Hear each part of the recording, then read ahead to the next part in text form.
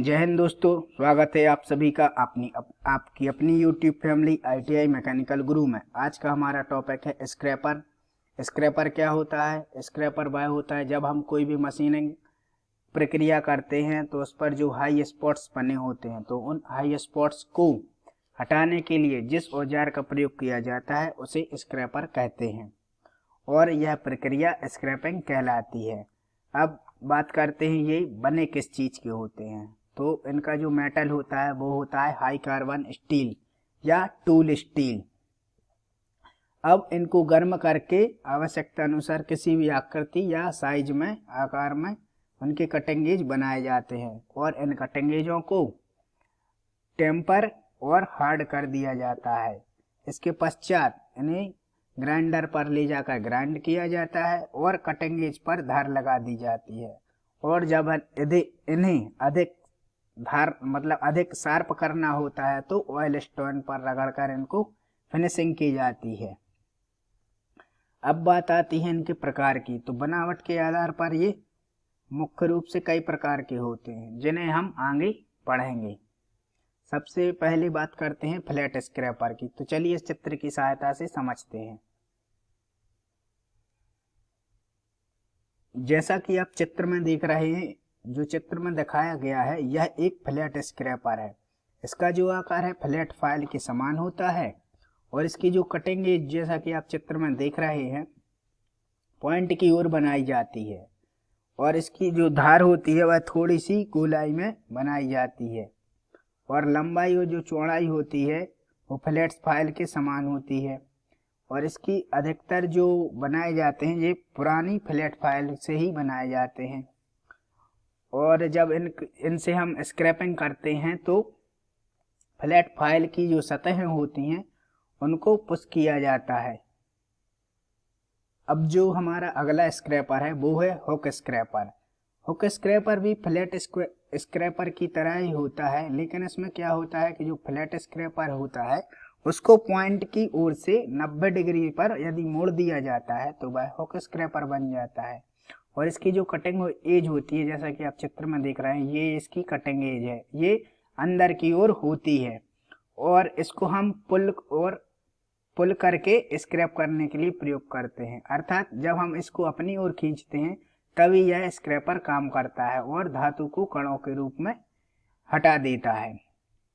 इसका उपयोग भी फ्लैट जो सतहें होती हैं उन पर स्क्रैप करने के लिए किया जाता है। अब बात करते हैं नेस्ट स्क्रैपर की। नेस्ट जो हमारा स्क्रैपर है वो है हाफ राउंड स्क्रैपर।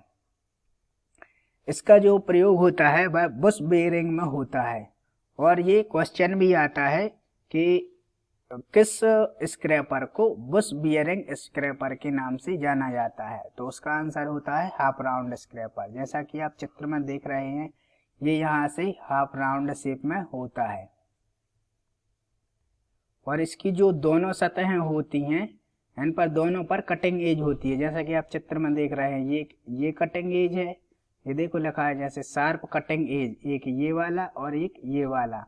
इसको यदि हम इसी प्रकार से रखें तो जो गोल सतहें होती हैं उनकी अंदरूनी सतहों की स्क्रैपिंग के लिए इसका प्रयोग किया जाता है। अब बात करते हैं अगले स्क्रैपर के बारे में। अब बात करते हैं ट्रायंगुलर स्क्रैपर की। तो ये स्क्रैपर जो होता है इसकी जो अनुप्रस्थ काट होती है वो त्रिभुजाकार होती है। जैसा कि आप चित्र में देख रहे हैं, देखिए अब ये बिल्कुल त्रिभुजाकार जो फाइल होती है, ट्रायंगुलर फाइल, उसी के समान दिख रहा है। और ये आगे से देखिए इसकी नोज है, आगे से ये नुकीला होता है और इसकी जो तीनों साइड होती हैं वह कटिंग एज के रूप में काम करती हैं। और इसका जो प्रयोग होता है वह जो गोल होल होते हैं, गोल छेद, उन पर जो बर्रें लगी रहती हैं उन बर्रों को साफ करने के लिए इस ट्रायंगुलर स्क्रैपर का प्रयोग किया जाता है।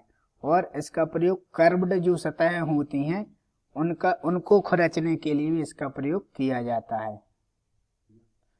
ट्रायंगुलर स्क्रैपर का उपयोग आपने वर्कशॉप में किया होगा। जब हम किसी जॉब पर ड्रिल करते हैं तो उसमें ड्रिल के दूसरी ओर जो बर्र निकलती है, तो बर्र को साफ करने के लिए इस ट्रायंगुलर स्क्रैपर का प्रयोग किया जाता है, जैसा कि आपने वर्कशॉप में किया होगा।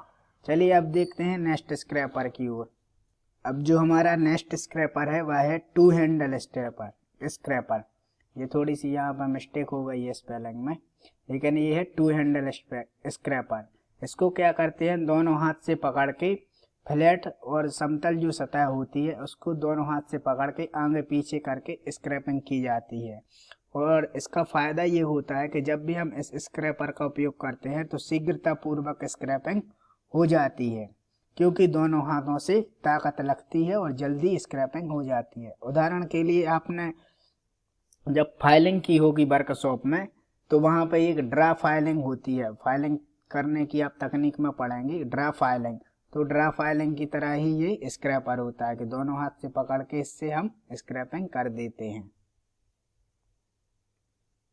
अब हमारा जो स्क्रैपर आता है वो है बुल नोज स्क्रैपर। जैसा कि नाम से ही स्पष्ट हो रहा है कि बुल मतलब होता है बैल, नोज मतलब नाक, अर्थात बैल की नाक की तरह फूली हुई इसका जो स्क्रैपर होता है वो होता है। ठीक है। और इसके द्वारा हम इसका प्रयोग कहाँ किया जाता है, इसका प्रयोग करते हैं हम समतल और हाफ राउंड जो सतहें होती हैं उनको स्क्रैप करने में। और इसकी जो धार आप देख रहे हैं ये गोलाई में होती है, ये यहाँ पे इसकी धार होती है गोलाई में। और इसका प्रयोग बड़े बियरिंग होते हैं जो उनमें ऑयल पॉकेट बनाने के लिए भी किया जाता है बुल नोज स्क्रैपर का। अब बात करते हैं हम स्क्रैपिंग की विधि की। तो जैसा कि आपने वर्कशॉप में देखा होगा, जब हम मार्किंग करते हैं तो सरफेस प्लेट पर एक ऑयल की फिल्म लगा देते हैं और उस जो भी हमें जॉब बनाना होता है तो उस जॉब को हम उस सरफेस प्लेट पर ऐसे जिस तरफ मार्किंग की होती है वहां का उस सतह को सरफेस प्लेट पर रगड़ देते हैं। तो जहां जहां ऑयल लग जाता है वो सतह फ्लैट होती है, जहां नहीं लगता अर्थात जहां लग जाता है वो हाई स्पॉट्स होते हैं। तो उन हाई स्पॉट्स जो होते हैं उनको स्क्रैपर के द्वारा हम हटा देते हैं।